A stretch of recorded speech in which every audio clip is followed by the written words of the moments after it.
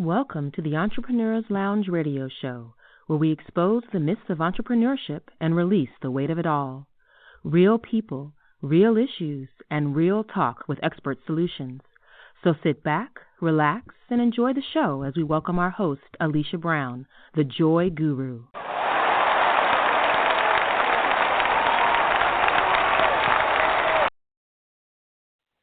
And hello.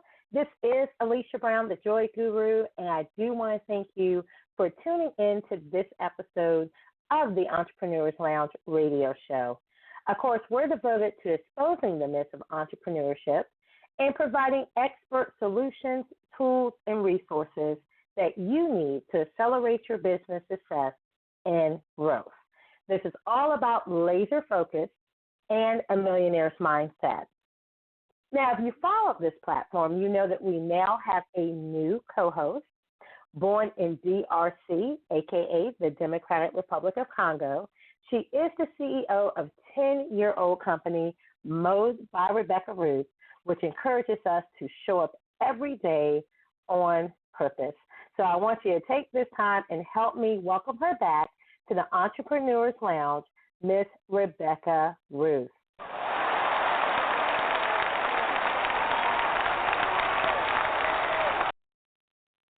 And Rebecca Ruth, how are you this evening? Hi. I'm doing well, and I'm excited for another show.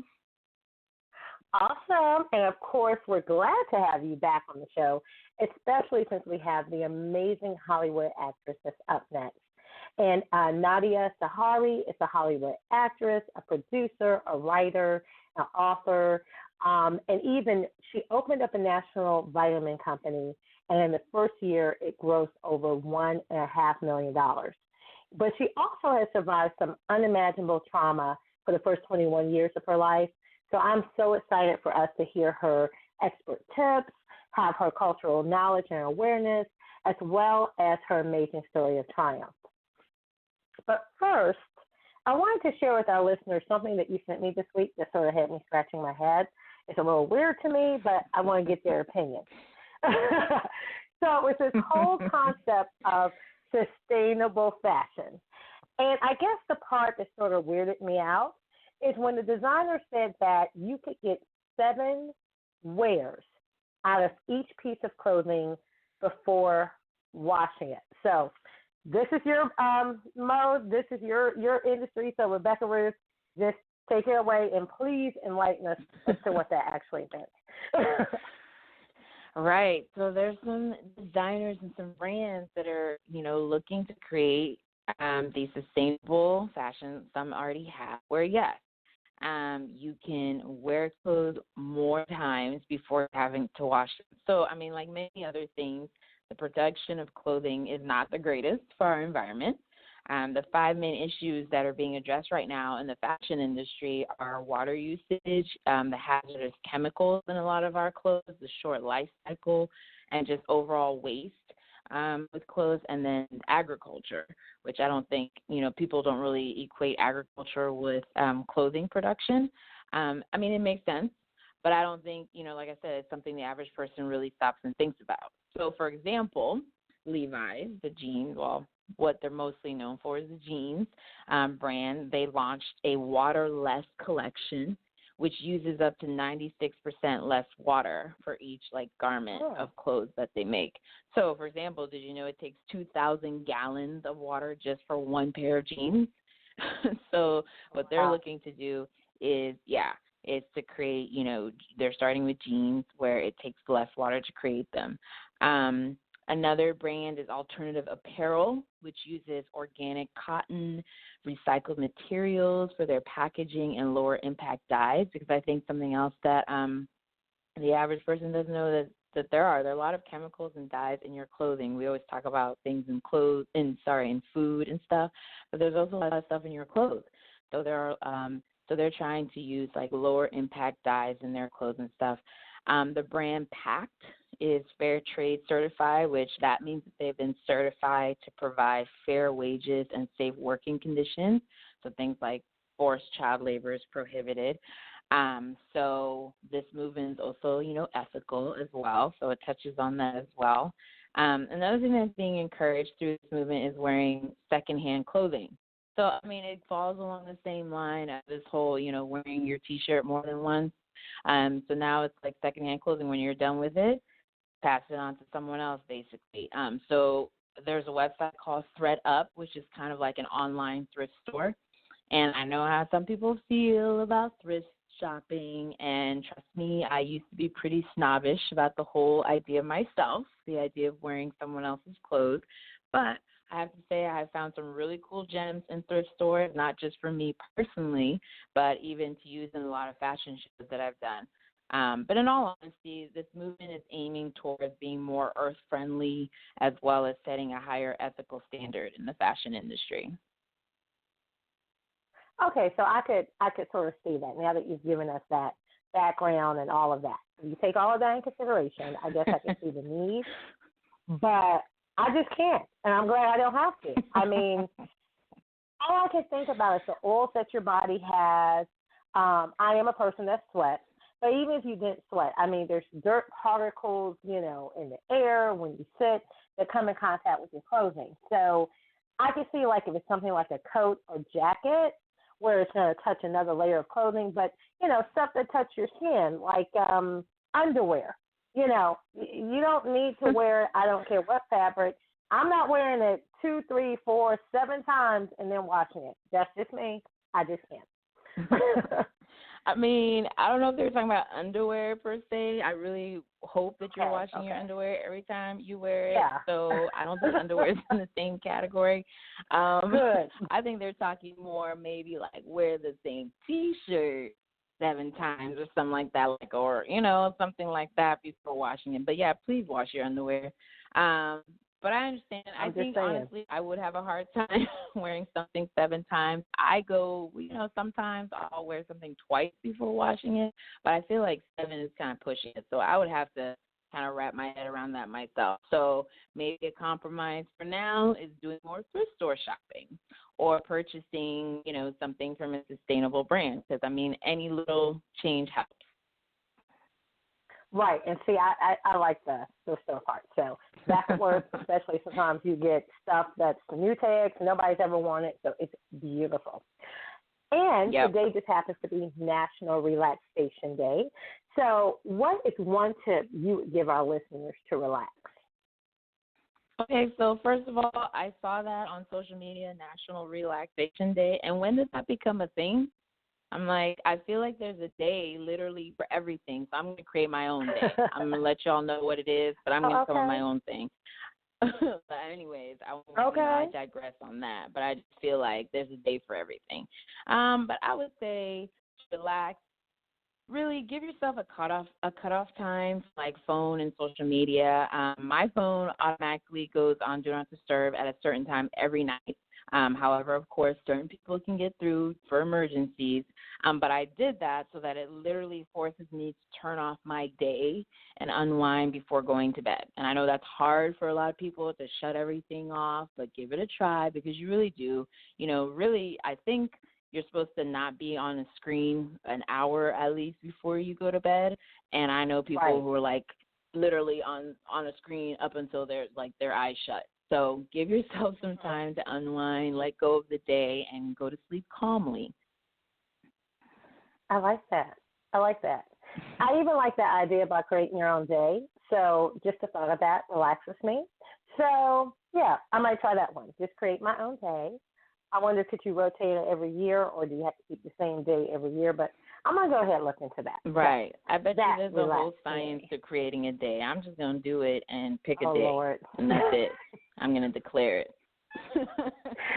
Oh, my goodness. So when you do that and you learn the process, just let me know, and then I'm going to have my own day, and this is going to be awesome. And we'll come back and tell you guys what days there are. So you can celebrate with us. Well, moving right along, I want to introduce tonight's featured guest. She is amazing and a lot of fun. Nadia Sahari is of Lebanese, Italian, and French descent. She was born in Beirut, Lebanon, and then she was raised in a Detroit suburb of Michigan. In college, she majored in theater arts, and her dream was always to be an actress. Now, Nadia performed as a headliner belly dancer at dinner clubs and on TV, and she also directed and produced dance recitals for over 2,000 students. As an entrepreneur, she opened 4 boutiques, produced and directed fashion shows, which I know you love, Rebecca Ruth, and she modeled for businessmen and businesswomen's luncheons. And she later met and married a famous and well-known rock star drummer. So we're going to get her to tell us the details about that. But as a CEO, she opened up a national vitamin company, which I mentioned earlier, Growth, $1.5 million in its first year. And today, she's the published author of 3 books, and her memoir, can't speak this evening, Breakaway, is being adapted for a movie. She has been in countless commercials, many movies, both independent and on the big screen in theaters, as well as in TV series. She's currently a radio host and producer of both the Nadia Sahari Show and Let's Happy Talk. And she believes that everyone with passion, belief, and perseverance can be successful in achieving their dreams. And she advocates happiness and happy talk for lifelong health and peace. As you can imagine, Nadia is a multitasker and an entrepreneur who loves challenging herself, and she still has dreams to achieve, and she won't give up. Now, that isn't all impressive. What I love is she describes herself as being like a little girl in a candy store where she can't pick just one piece of candy. She wants to taste them all. And tonight, she's going to take her seat on the Entrepreneurs Lounge and tell us how we can do the same. So I want you to put your hands together and help me welcome Miss Nadia Sahari.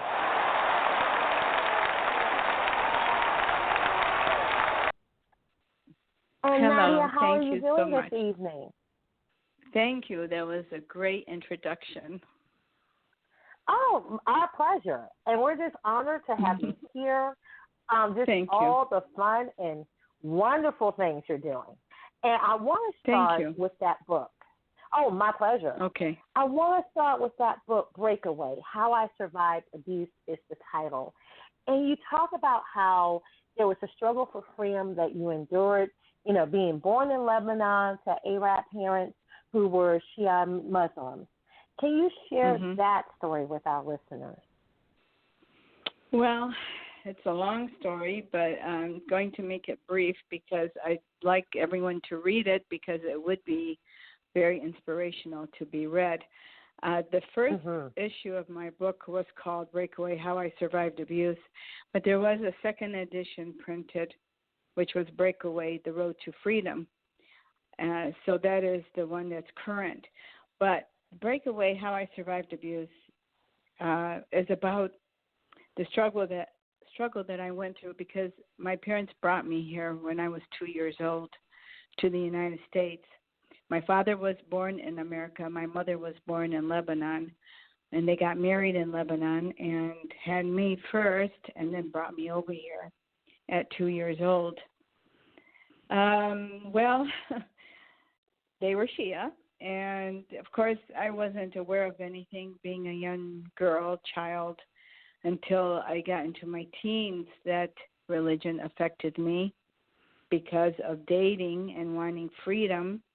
I wanted to date. I wanted the freedoms that the American girls had, and I wasn't able to have that. I couldn't have that. And because of the religion and because of the culture.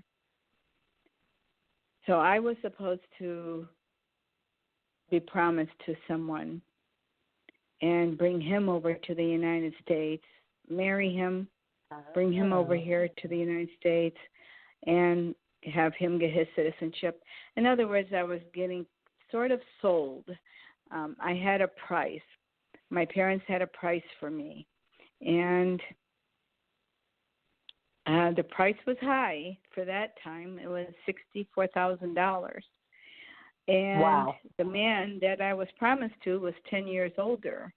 I was 14, he was 24. And I was sent to Lebanon to marry him. However, I refused to do it. And that just started a war over there.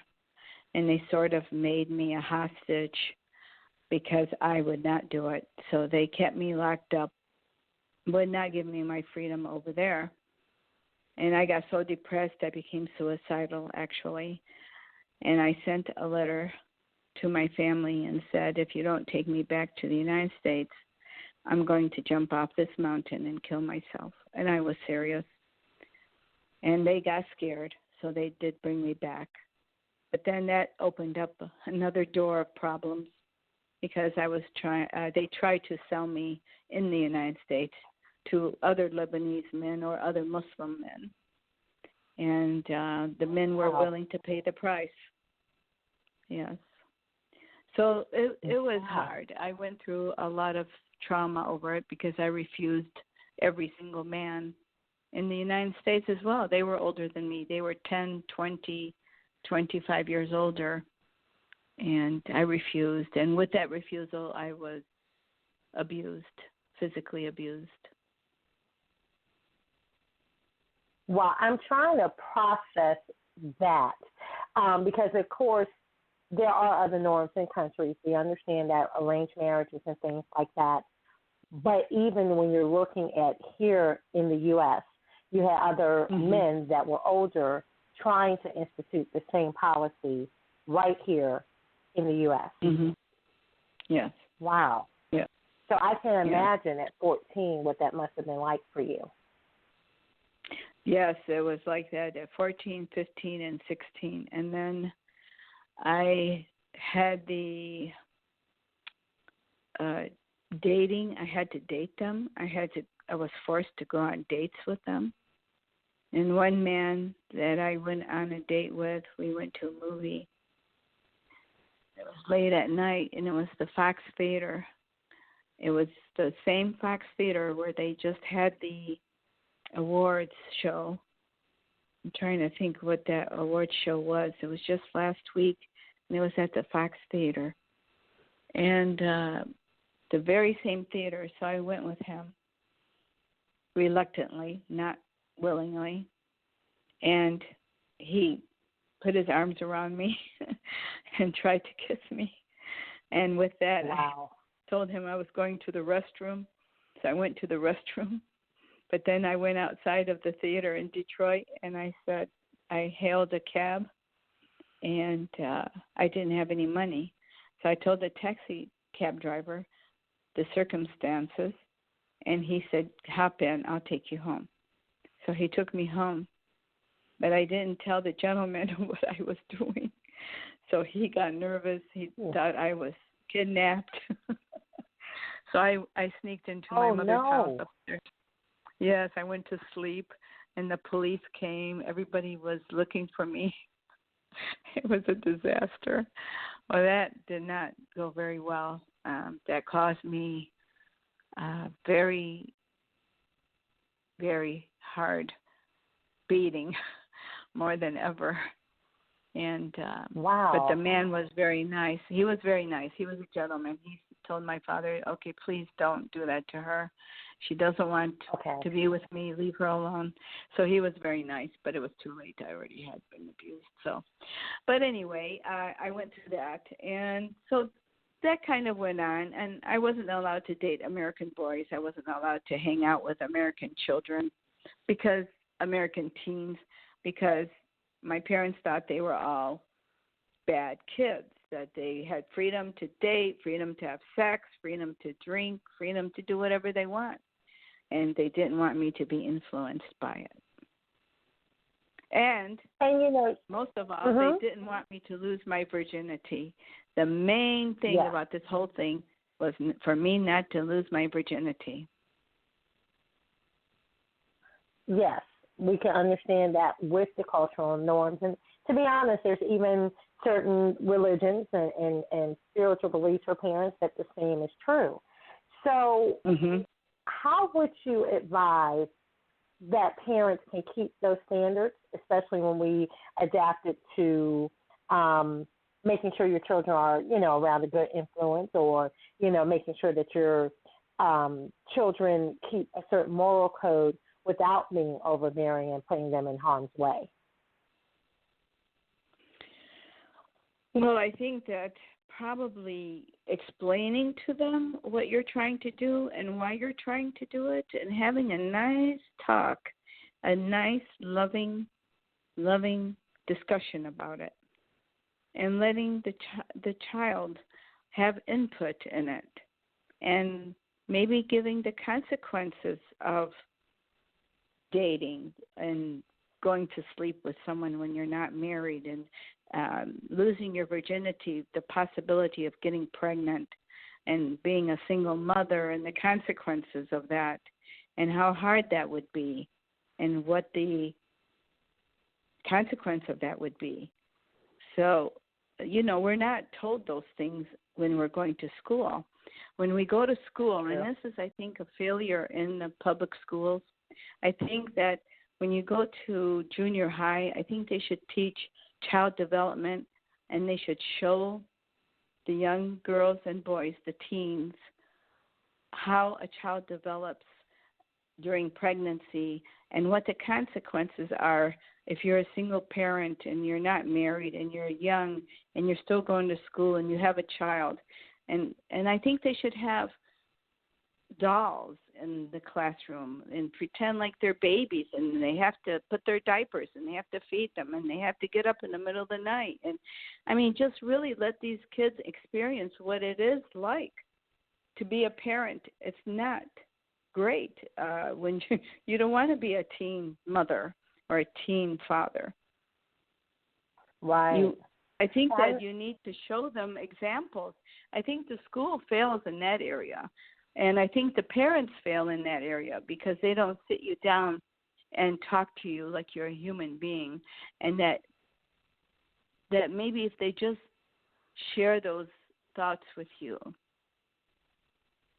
and help you understand. Mhm. What do you think? You're absolutely I mean, right. This is what I'm thinking. And without the beatings, without the hardcore authority, and this is how it's going to be, and if you don't do it this way, I'm going to beat you, I'm going to kill you, I'm going to do this, that never works, because that's going to make someone do the opposite. And that's what happened to me. The more my father beat me, because I did not want him to control me, I did not want him to tell me how I was going to live my life, the more I wanted freedom, the more I was going to do what I want to do. And it cost me more beatings, and I thought, I don't care. And so I just let it happen. I didn't care if he killed me. I thought, I'm going to be in control of Nadia, not him. And that's what happens. And that provocation causes that. Because, I mean, even as adults, if someone provokes you or tries to force you to do something, you're not going to do it. You're not going to be happy doing it. You're going to want to do what you want to do. Exactly. Yeah. So you wrote the story. You shared this. Now, I can't imagine, was there a fallout from your family once you exposed these things and start talking about these things, or was there even fallout from the Muslim community?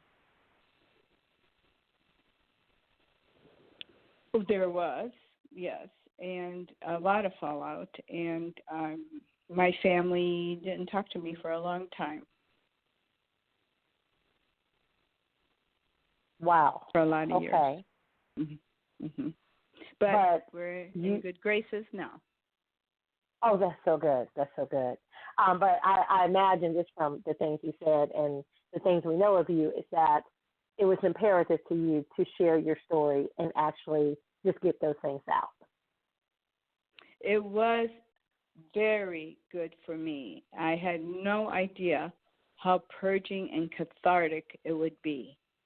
It was so cathartic that it was beautiful. The more I wrote, the more I healed. The more I went through my memory and wrote down everything I went through, and more detail I wrote about it, the more I shared, the more cathartic I felt. I was so, so happy to do it. However, during the process of writing it, I did get depressed. I went through a deep depression, and I did become suicidal because I had to relive all of it again as I was writing it. So I did, and I had to pause from the writing and from doing anything and go to a psychiatrist, and just one visit, and that was enough for me. And I did become a born-again Christian at 17. I accepted Christ as my personal Savior, and that saved my life. And when I was depressed from the writing and going through all my memory, I reached out to God, and I prayed, and the women from church came and took care of me and helped me through it. And I was living in Chicago at the time. They helped me through it, and I was fine. God healed me and took care of the whole thing. And then I resumed my writing, and I finished it. And I learned that I had to forgive my abusers, my grandfather, my uncle, my father, everyone, my husbands, everyone. I forgave everyone for what they did, because that was the only way I could carry on with my life and be free. And that's not an easy lesson nor an easy task to do. No, it's not. So you know you're really it's healed. Not. You know you've healed when you're at that point to do that, because it's not easy. But how do you move from sharing your story to this actually being adapted to a movie? Well, we're writing a script, and I'm got a screenwriter, and we're adapting it from the book to a film, to a movie, and we'll do what we do, what all movie writers do, what screenwriters do. Then they go and they try to shop it, pitch it, and see what happens. And I love it. It's all in God's hands. It's all in God's hands. I do the work, and God takes care of the rest. So, indeed. And I believe that, and I do, and I've had so many prayers answered, and I know this prayer will be too, because I really think, and everyone that I know that has read it, and anyone that knows me personally, believes with all their hearts that this needs to be done, because such a time as this, it is necessary because of what we are going through in our world. But most of all, because Americans have no clue about the Middle East and what the female goes through. Now, all females go through this, of course. There are a lot of Middle Eastern girls that have freedom, and they go and have sex, and they do what they want to do. But there is a small, or maybe it's not as big as it used to be when I was growing up, but right now there still is a problem of young girls going through what I went through, because the main thing is they don't want you to lose your virginity. Is not that they're afraid you're going to be pregnant and all that. Of course they're afraid of that. But the main reason is they want you to marry someone from the same culture, and they don't want their name, the family name, to be smeared. They don't want the bad reputation that comes with it. They want, because their family name is their treasure, and it would be humiliating if you did something like that and caused the whole Middle Eastern community to know what you did. And what a shame. And that's the problem. That's the problem.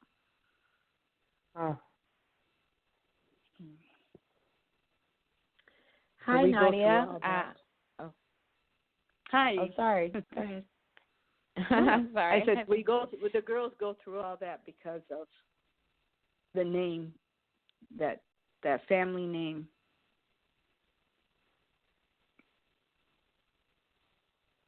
Hi, who's this? Hi, sorry. This is Rebecca Ruth. I didn't mean to interrupt you. No, you didn't. Hi, Rebecca. hi, I'm the co-host of the show, and again, I'm excited to have you on the show, and thank you so much for all that you've shared so far. Thank you. On page 214 of your book, Breakaway, we want to talk about a quote there. You said that the instinct of self-preservation, the most basic and strongest of all drives, is the very thing that keeps a woman under the thumb of an abuser when it should force her to flee. Could you elaborate on that? Yes. Excuse me. Well, I think that once you become abused, and it starts as a little girl when you're young. Excuse me. When it starts when you're young, of course most of the time it's someone you love or you trusted. Right. And Absolutely. those very people hurt you. But you're too young to realize that they're hurting you. You don't know it because you're only 5 years old. And the hurt continues. The pain continues. And you're too young to know what's going on until you become older. And then that pain is still going on in your life. And you're trying to save yourself. When you get older, you try to save yourself from the pain. What I did eventually, as I was getting beatings, I numbed my body I numbed myself, my brain. I programmed myself not to feel that pain anymore. No matter how hard I was beaten or how devastating it was, I did not feel it anymore. I did not feel nothing. My brain just shut down. And it did that. And I shut it down from the time I was 5 until people stopped abusing me. Because, I got married and I was abused as well because I attracted the same kind of men. So what you do, yes, and that's what happens. Until you change yourself, until you forgive your abusers, until you change who you are, you continue attracting that very same kind of person. So instinctively, you want to save yourself and preserve who you are and take control of your life. But it's hard to do that when you are being abused or when someone is controlling you. Right. Because it's so familiar. The abuser or the man who's got you under his thumb, that feels very familiar to you and you feel safe because that's what you went through all your life. You don't know any better. Right. And so that's why you need to see him or her as the abuser, and that they are trying to put you under the thumb, that you need to do something and take control and empower yourself so that you can be free. Because if you continue letting these people control you, you'll never be free. Right. And Does that help you at all? It did. Thank you. And it's great that you mentioned, the mental aspect of it because, we talked about this on another show.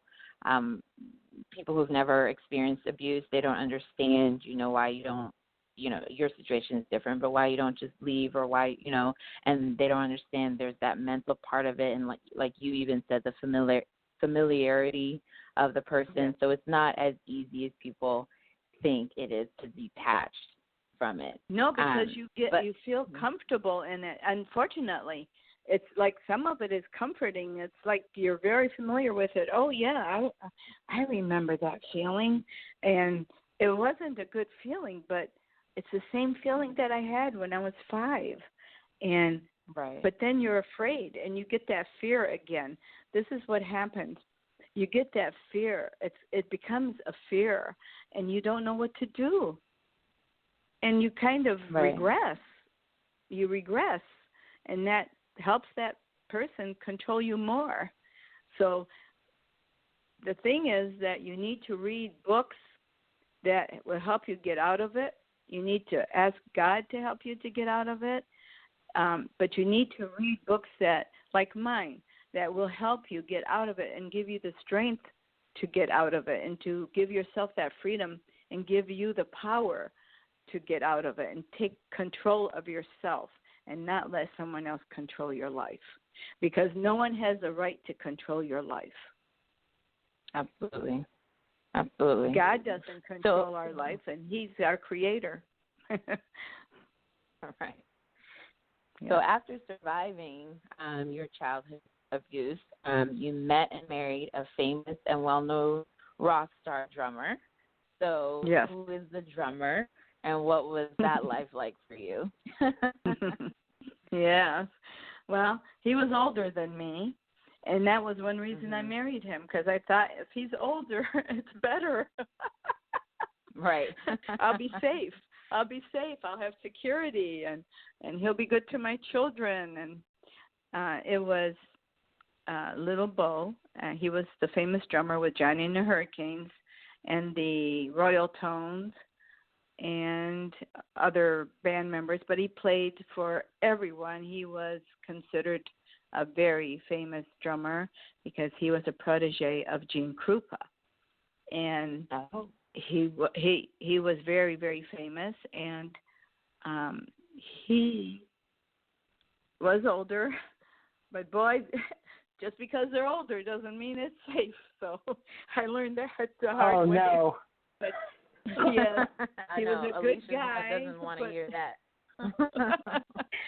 No, Alicia loves older men, so you're like crushing like all my hopes now. Like, no. Yes, it doesn't matter how old they are; they still try to control you. The key is not to allow it. You can't complain about what you allow. So if you don't allow, you don't get controlled. So if you allow it, it's like anything else. Yeah, it's like anything else. If you allow them to disrespect you, they're going to disrespect you. If you stop it and nip it in the bud and say, "Hey, buddy, I'm a queen. You don't respect. You respect me. You do not disrespect me." Absolutely. I always say, you teach people how to treat you. So, That's right. And just like you said, what you allow is what they'll do and how they'll treat you. So I love that. That's right. That's right. So let's talk about, your entrepreneurial side a little bit. So on the entrepreneurial side, you open 4 boutiques. You've produced and directed fashion shows, which, by the way, I have too, so I love that connection. You opened up a national vitamin company that we've said, grossed over $1.5 million in its first year. So what would you say are your secrets to your success and drive? Wow. Well, that comes from when I was a teen, when I went through, which I wanted control of my life, and I still do. And I wanted control. I wanted to do whatever I wanted to do, and I wanted to experience life. And because of what I went through as a child and teen and early marriage, I had to prove to myself that I could do anything, that I could be rich, I wanted money. I wanted to be rich. I wanted to be successful so that I could live the way I wanted to live. I wanted to travel. I wanted nice clothes. I wanted everything I didn't have, and things that I never had, things I never knew.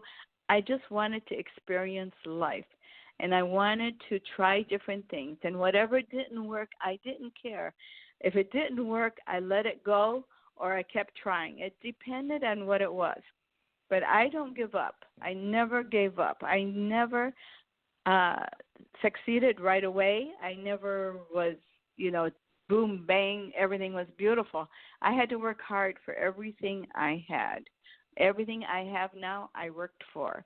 I've been working since I was 14 years old. I have not stopped working. And I always do 3 or 4 things.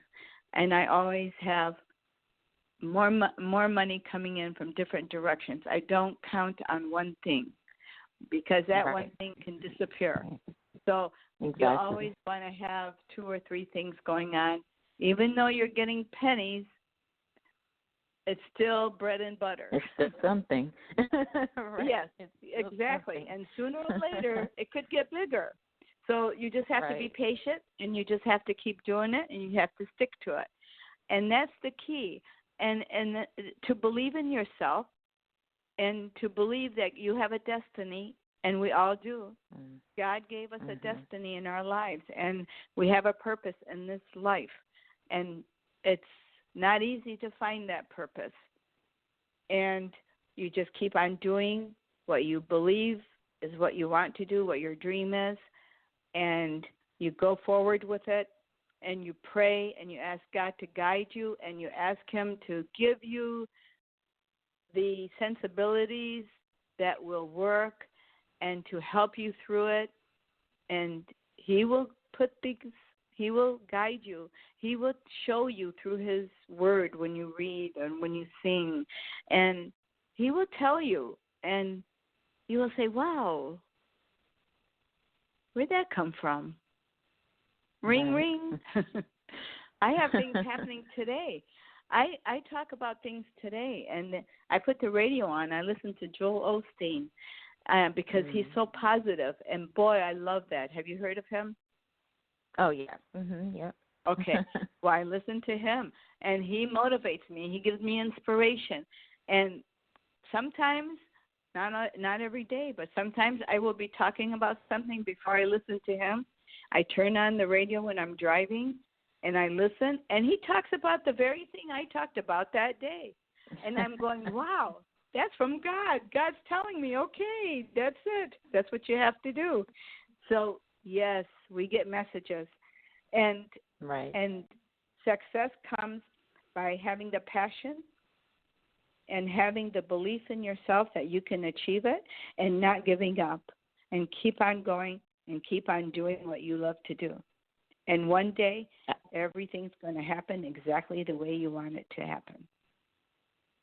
Absolutely. I love everything you said because, as an entrepreneur, you have to have a thick skin. You have to be able to keep getting up, even when things are hard, even when there are things going on in your personal life. You have to keep going. And I think that a lot of times there's a misconception about entrepreneurship that people kind of see the end result and they don't see everything that happened behind the scenes to get to that point. So I love that you're transparent about the fact that yes, you have to get up, you have to keep pushing, you have to keep going through so much to get to where you are.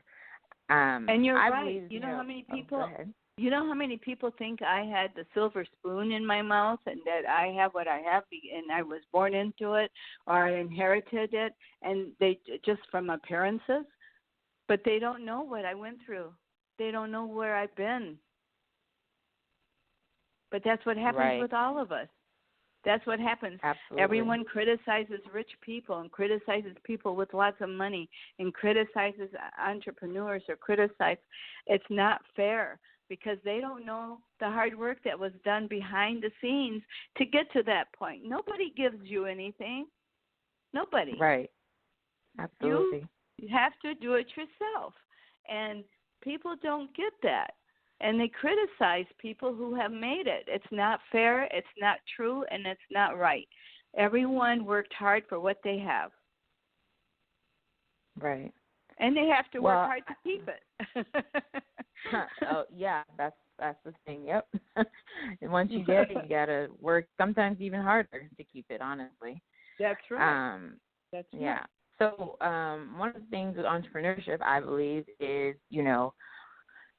in life in general, especially entrepreneurs, I believe, once you have what you need in life and once you work to that part, part of your duty is is to give back. So I know that you've done several, philanthropic, I always say this word wrong, philanthropic activities. Activities to give back and bring awareness. So could you please share some of those? Yes. I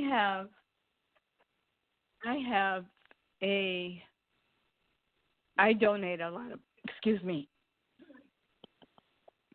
I donate a lot of my books by the cases, and I give them away, especially to young girls who can't afford to buy them, to organizations who support young girls that come from domestic violence and abuse. I give my books to them so that they could read them and have hope and see that if I could do it, they can do it. And I especially have worked with this woman, Dr. Cindy Williams. She's out of Georgia. She has an organization in Atlanta, Georgia. And I work with her, and I have worked with her. She is brilliant, and she has an organization called Women. I'm trying to think of it. That it's WADT. I always call it WADT, and I keep forgetting. Women are dreamers too. There you go. Women are dreamers too, and she supports young girls and teaches them to be entrepreneurs. And you should probably get a hold of her because she is amazing. And she has these organizations, and I have sent her cases of books to give away to these girls. And it's helped a lot of young girls that are in poverty or coming out of domestic abuse from their boyfriends or their husbands.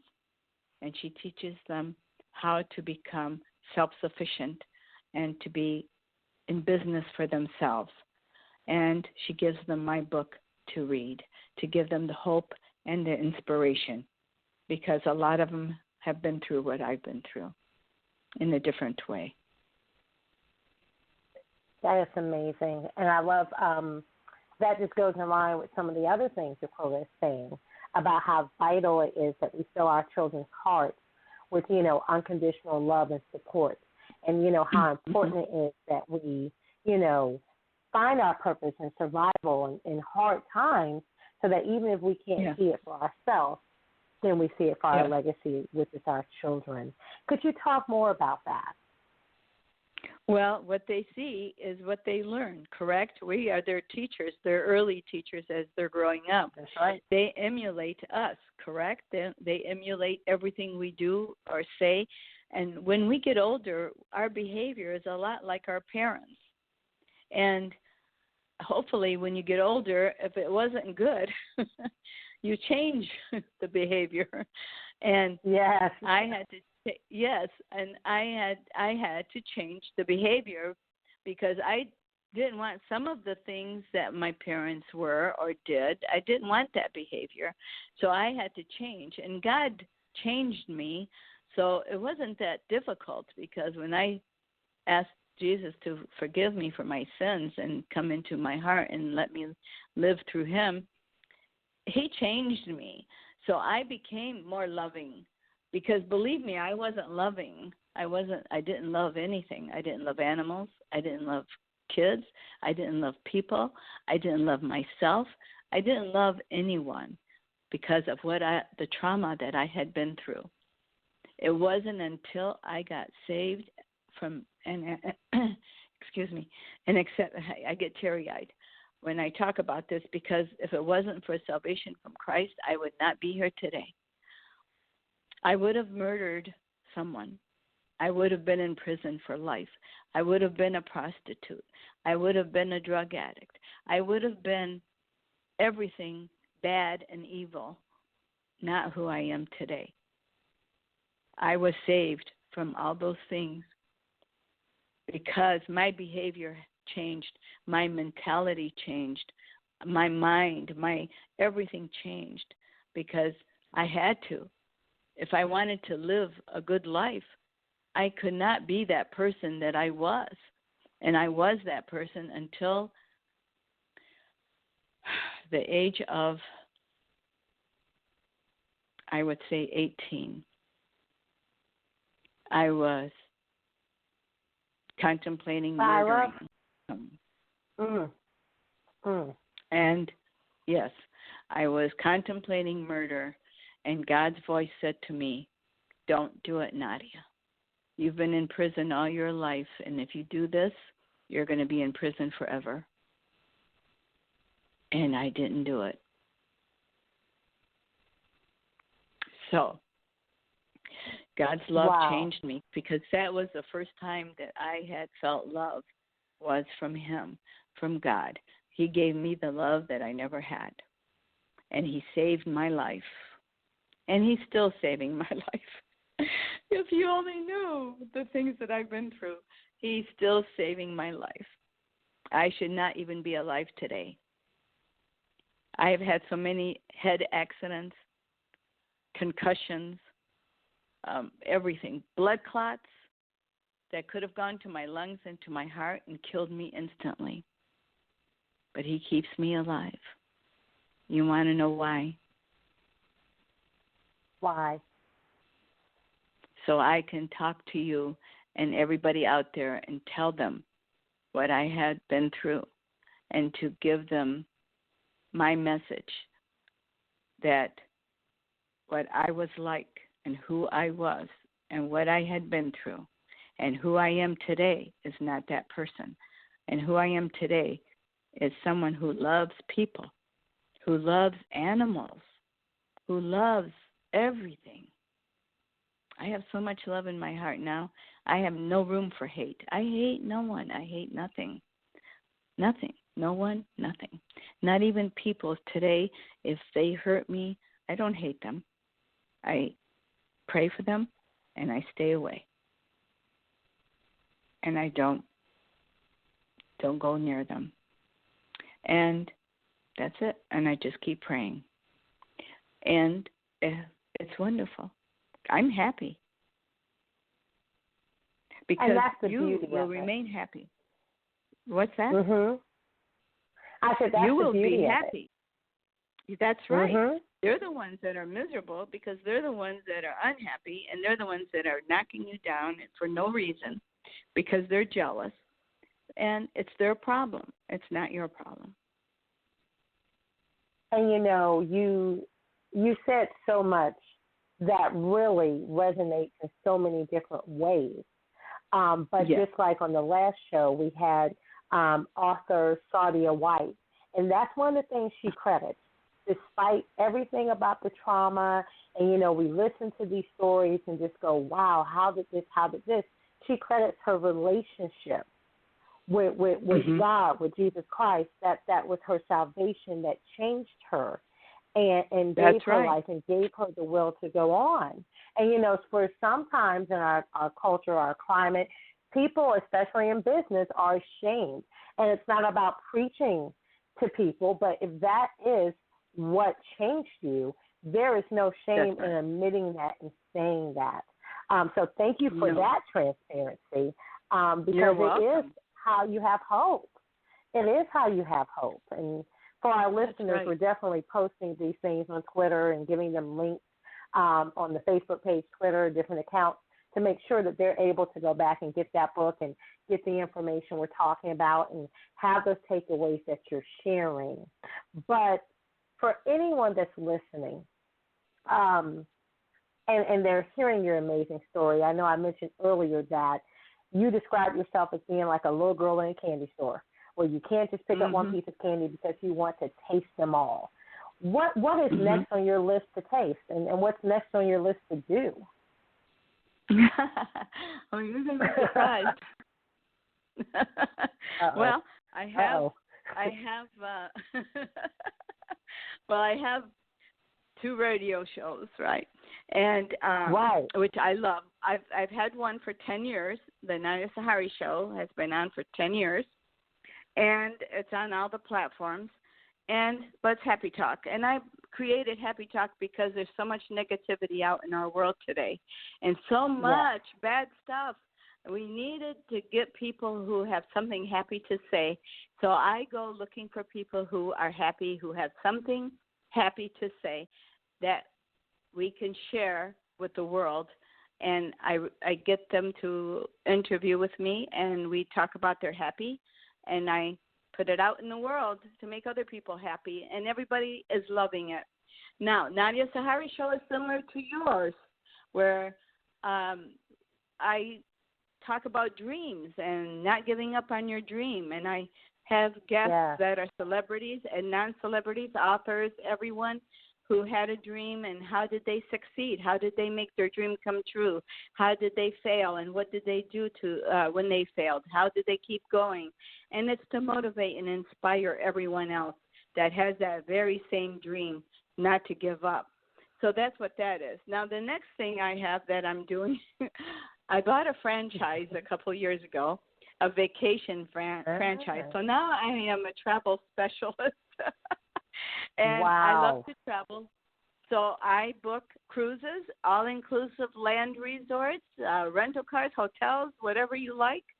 And I do that, and I work hard to get you the best deal beyond Earth. And I get the best deal for everybody. I plan it because it's not about the money for me. It's about making you happy and getting your dream vacation. And it's called Vacation Instead. So in Vacation Instead, Dream Vacations. So that's what it is. And my website I can talk to later whenever you ask me to. I was going to say, please share that right now. Well, it's nsahari.dreamvacations.com. That is the vacation website, and I work hard for everybody because I love people and I love to see them happy, and I want them to be happy when they're on vacation because I help them get that happiness by giving them the best possible there is for that dream vacation. And my radio show is the NadiaSahariShow.com. And Let's Happy Talk is on NadiaSahari.com. So I have 3 websites. I love it. Well, you know, we can't get enough of those. I love it. I love it. I love it. I love it. So everything I do is to help other people. And because that's how I am. I love it. Yeah. Exactly. I love it. And of course, I love it. As Alicia Brown, you have to. I mean, to me, if you don't wake up every morning and you enjoy what you're doing, it's just a sad life. Yes. And for people like us that have come from abuse and trauma, we've had enough of that. Yes. So, you know, putting that away, and we're going to have purpose and live our life with purpose every single day. So I love it. Amen. I love it. So what I want, Nadia, I mean, we've enjoyed this. You're truly an inspiration, and the expertise you have to help push our listeners forward. If there's anyone listening that, my pleasure. And if anyone's listening and they just feel stuck and they hear what you're saying about what you've been through and they have similar stories, but the trauma to them is just so much, they have stopped dreaming, or they don't even think it's possible for them to dream again. What would be some closing words that you would give them to encourage them to move forward as you have? I think they need to get on their knees and ask Jesus for forgiveness for their sins, because we're all sinners. And I'm still a sinner. The difference is that Jesus forgives me because I ask. Now, and that's never going to change. I'm never going to be perfect. No one is perfect, and no one will ever be but Jesus Christ. So they need to get on their knees and they pray and ask Jesus into their heart and say, forgive me, dear Jesus, for my sins. Please come into my life and guide me and help me through this and give me the strength. Because honestly, Jesus is the only one that can help us. Without him, we cannot do it. We cannot, because we don't have the strength. And Jesus died for our sins, and he was resurrected for us. He suffered for us, and he still suffers because we sin. But when we ask forgiveness, that makes him so happy. And so you ask for forgiveness and you say, I know that you died for me, Jesus, and I know you love me, and you were resurrected, and you came back to life. And I am so sorry for all that I've done. Forgive me for my sins. That's all. It's very simple. You can do it by your bed. It's just do it from your heart, and that's all you have to do. And it's better than what I just said, because when you say it from your heart, it's beautiful. And then you ask Jesus to guide you, because he's not going to give you any more trauma or any stress or anything that you cannot bear.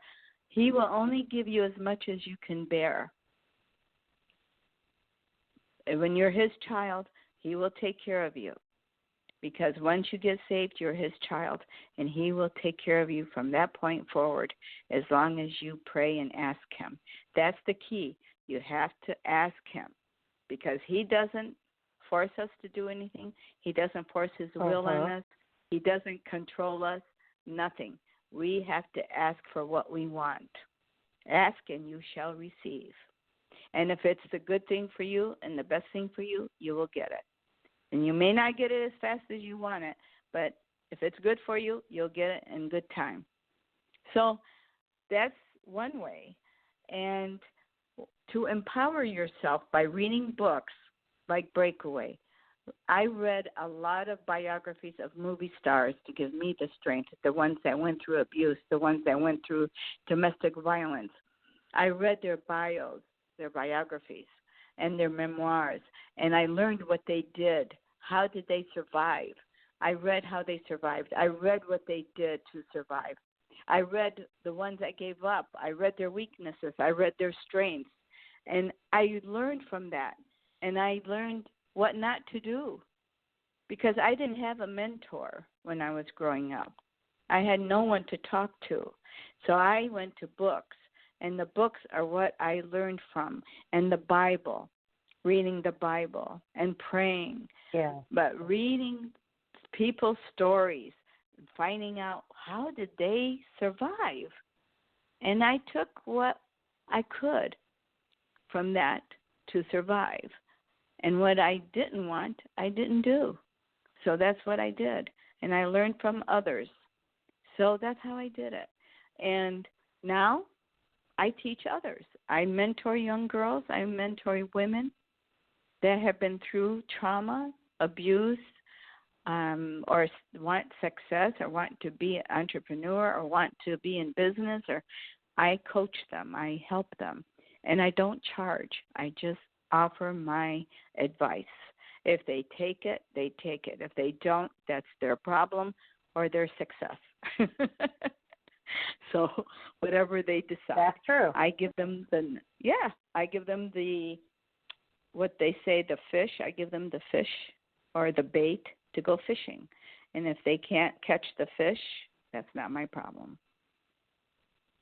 But you've made yourself available. And yes, that is everything for that person that truly needs it. And like you said, needs that mentor that you didn't have. Right. I never had a mentor. To this day, I've never had a mentor. And I teach myself. I teach myself everything. I taught myself the computer, the technology, how to build a website, how to promote myself on social media, how to start a business. I taught myself everything. Nobody taught me a thing. And was I successful right away? No. I failed, but I didn't give up. I kept on learning. And I keep on buying classes. There's all kinds of apps that can teach you things, and YouTube has stuff you can learn from YouTube. I mean, really, there's so much, and it's free. So we have access to all this stuff and to learn whatever we want.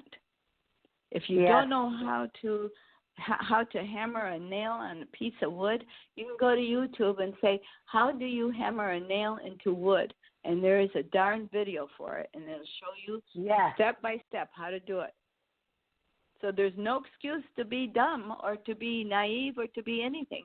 There's everything. We have encyclopedia right on our computer, and it's free. That I just really love that, because truly the power is in each one of our hands. So as you said, That's there right. is no excuse. If we really desire something and we're hungry enough, we will apply that That's and right. actually take up the learning and do it ourselves. But Nadia, right. thank you so much for being transparent and just sharing all your wisdom nuggets and your story, your actual story, to inspire us and help us move forward. And can I say one more thing? Yes. Because I'm a self-starter and I learned everything on my own to do everything, from the time of freedom. From the time I turned 21 is when I finally felt free. Okay. Doing things myself, learning, buying the books, taking the classes, going to college as an adult. I went to college as an adult. I went to night school and got my high school diploma because I had to quit high school because of the beatings. I couldn't concentrate anymore. So I went to night school, and it took me 5 years to get my high school diploma. So I did that. Then I went to college and to get my bachelor's. Then I started the entrepreneur thing and everything. I went through all that, and I learned everything. I taught myself everything. I taught myself how to operate the computer. I did all that. With my kids, I have 2 sons. My kids saw all this. And do you know that my children became self-learners, self-starters, and everything? They graduated from high school. They went to college. But everything that they've done, technology-wise, they are self-taught. My son, well, both of them, are making hundreds and thousands a year, but self-taught. They went to college, but they self-taught. They tore apart the first Macintosh computer, tore it all up, tore it all apart, put it all back together, and learned how to build a computer. They did what I did. They emulated their mother because they saw their mother was doing her own thing and learning her own thing. They taught themselves how to play guitar, and they became lead guitarists in bands. They taught themselves everything. It's amazing. My kids are like me. So that is Look at that. legacy. Exactly. Right. They will learn by example. So That's right. there you have it. There's no excuse, and you need to make it happen. That's right. That's right. I and love that it. you need to do that. Yep, that's right. And thank you I so love much for allowing me to share my story and to give this to everyone, because it's really important, because I think a lot of us today don't have mentors even. No. But I think we do if we want them, they're out there. That's the difference. You just have to do some research. They are. And Exactly. yes. Ask.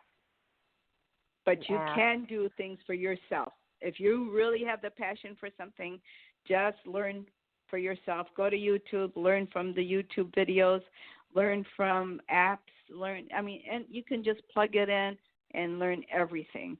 There's an app called Udemy, Udemy, and I have that app. I bought I'm crazy. I bought 7 courses from there, and they're very reasonable. I bought them when they were $10 a piece, and they're amazing. And I bought. They are. Yeah, you know about it? Yes. Yes. I've been taking voice lessons for a lot of years because somewhere inside of me I want to be a singer. So that's one of my candy store pieces of candy. Oh wow! So I bought for $10 voice lessons on Udemy, and I bought voice coaching with Robert Lunte on Udemy. He's amazing, and he's not boring. I love him. So if you want to sing, get him. He's good. And I bought how to build your own WordPress website, how to operate WordPress. I bought something else. I bought 7 of them. anyway, I bought all this stuff. So I'm taking one course at a time. I'm still teaching myself stuff. I will probably do this if I live to be 100. I will still be taking classes because knowledge, no one can take knowledge away from you. That is so true. And that's something that, we advocate on our children or should, but it's something that oftentimes the adult forgets about. So especially for entrepreneurs, you have to have that continual learning. And like you said, being self-taught, taking advantage of those things that are right at our hand, right at our fingertips to take advantage of. So I love that. That's right. That is awesome. Yes. And now I know I feel back to you and for some other things. Yes, while it's available to you, because life changes and things happen. It definitely does. That's right. YouTube might decide to charge us a subscription fee one day. So do it now while it's free. Exactly. And be able to take advantage of that. Well, that's Nadia, we thank you so much. We've enjoyed you so much. Welcome. And we definitely want you to continue to follow up with us and just let us know of those recent developments. And we're going to have to check out your dream vacation site as well. Okay. Well, don't forget me when you want to go on vacation. I'll help you out. And exactly. And get on my platforms too. Let's do this. I'm for promoting you, and I'm for helping my friends, and I'm a promoter. I help everybody. I put everybody. I don't care as long as it's not vulgar and not against God or anything like that. I promote good people, and I help everybody that I can. Well, you will definitely be hearing from us shortly, so I love it. Thank you so much. Thank you. And have an awesome night. You too. God bless you. Thank you. You too. Bye-bye. Bye-bye. Thank you. Bye-bye. Bye-bye. Rebecca Ruth. Wasn't she amazing? Amazing, yep. So many other words come to mind. Amazing, brave, resilient. I love the fighter in her. She's got a little bit of a rebellious side in there, but that's what makes her an incredible fighter. Inspirational, independent. That's why we love her. Right, and that's why we love her, exactly, because she has that, I am not the one attitude. Like, no, I'm not the one. Exactly, which, of course, we love. Exactly. So, for our listeners, I encourage you, if you go to our Twitter page and look up the Entrepreneurs Lounge radio show, we have tweeted out a lot of her sayings and links to different things, and those will soon be transferred to our Facebook page. So always stay in touch with us through those so you can get the most up-to-date things. And a little surprise, you definitely want to be tuned to the Entrepreneurs Lounge radio show Facebook page, because a certain Miss Someone, who is, I call her the co-hostess with the mostest, we'll soon be doing some Facebook Lives, because I think you need to see what we're really like outside of the show and also get some of the behind-the-scenes things and engage with us. Yeah, so that's going to be fun. I don't know if they're ready to see us live, but probably not. Y'all probably not ready, but that's okay. That's okay. Yeah. We're going to acclimate all y'all to how we really are. Yes. So, not that we're pretending now, but there's the other side. It's professional pose. So, yeah, exactly. So, what are we chatting about next show? Oh, so glad you asked. Now, I know we're always talking about being entrepreneurs that are global-minded. Our next episode is going to be devoted to global entrepreneurship. And what a lot of entrepreneurs, I think, in the U.S. don't understand is there's a lot of times you can take your services. They call it exporting. So you can provide some of the same services that you do right here in the U.S. overseas. And our experts say that it's not really as hard as you think, and there are endless possibilities in ways you would never imagine. So we're going to get those expert secrets to find out exactly how we can explore some of those. Well, I'm excited about that. You're literally speaking my business love language with that, because you already know how passionate I am about networking and the importance Yes. of multicultural etiquette, especially when you're looking to do business internationally. And of course, I love to travel, so hey, if I get to travel for business, even better. Exactly. So make sure, guys, you tune in Entrepreneurs Lounge radio show and podcast. We are the first and third Thursday of every month.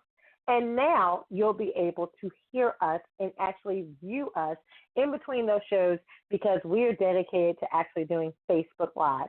So make sure you visit the entrepreneurslounge.info. There's a button there. There's contact information there. You can sign up for our list. Ask us questions. Go to the Facebook page. There's also a private group. You can join that as well under the same name to ask us questions, things you want to know, and we will answer. And now with Facebook Live. So want to remind you of that and make sure you listen to all of our replays and also just stay abreast of social media and stay in contact with us. So that's all for now, or at least for tonight. And until next time, bye-bye for now. Thank you for listening to this episode of the Entrepreneur's Lounge, where we expose the myths of entrepreneurship and release the weight of it all. Real people, real issues, and real talk with expert solutions. Make sure you stay tuned to our Facebook page and thejoyguru.net for show updates, announcements, and to learn how you can be a guest on our show.